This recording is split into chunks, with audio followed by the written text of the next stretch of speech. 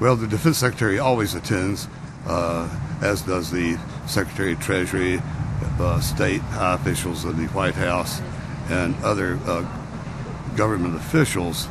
The significance, of course, is the looming potential invasion of Iran. In 2002, then Secretary of Defense Donald Rumsfeld tried to pacify the European Bilderbergs by saying there would be no war this year. And he was correct. It was March of 2003 before the invasion of Iraq took place. So the fact that there's no promise made not to do it this year, well, if he doesn't do it this year, he can't do it at all. He's out of office January the 20th. And I don't think any president wants to go to war on the 15th of January when he's going to be out of office on January 20th.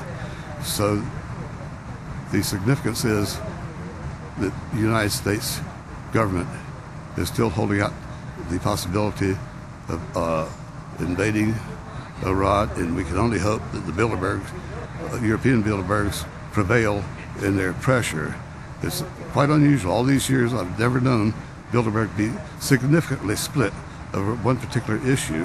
And this is also not to say the European Bilderbergs are the peacemongers, the Americans are the warmongers, because all other wars the European Bilderbergs celebrated.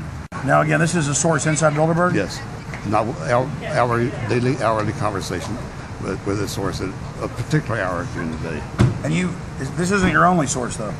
Yes, but he's, I can't document too closely, but he's quite knowledgeable about what's taking place. And he doesn't like what's happening? No. I can't identify him too closely because he's sticking his neck out to help us. How dare you write in that Club of Rome document that you would use fake terror to take our liberties and freedoms away? How dare you? You know, people that work in these hotels, they'll never talk to us when we first arrive before you arrive. They're told that they'll be fired if they talk about what happens. But after they're told they can't look you in the eye or talk to you, after you treat them like crap, after you push them around, after they hear the evil stuff you're talking about, they always spill their guts and give us your documents. Because they know evil scum when they see it. Today they were raising the question of should we cap the price of oil at its present very high level. They were talking about we may have reached the point of diminishing returns because as Americans convert to small fuel-efficient cars, go to alternative transport commuting such as mass transit, buses, railroads, it may be less profitable in the years ahead for Americans to consume so much less because Americans are the biggest consumer. So they're seriously considering capping the rise in oil prices. Now, capping the rise in oil prices when gasoline is costing $4 a barrel, $4 a gallon to Americans, does not make us feel real good. It makes us feel less bad than if it went even higher than it is now. So we can hope that they will at least go ahead and cap the rise in oil prices so that while there's a bad situation, it's not made even worse.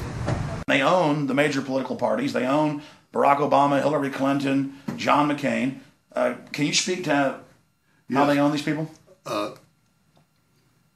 Well, they always own both horses. The only candidate they don't own, of course, is Ron Paul. And he's got them very upset as they were trilaterals. Their little brothers were equally upset because he's going to conduct an ongoing education program. And the fact that so many thousands of young people are turning out to his rallies and learning about the Constitution and how it's being defamed by the government and the Congress is doing violence to the Constitution, that's got their little knickers in a knot. But the fact that Ron Paul rallies are attended by thousands of young people, they're dedicated, they're fiercely loyal, and they're being educated on the Constitution and how the executive branch and the Congress, and in some cases the Supreme Court, are doing violence to the Constitution. And They see this as a threat in the years ahead as these young people grow older and more young people get educated. They're just afraid of an informed public. That's why the blackout on Bilderberg coverage in the first place by the kept press.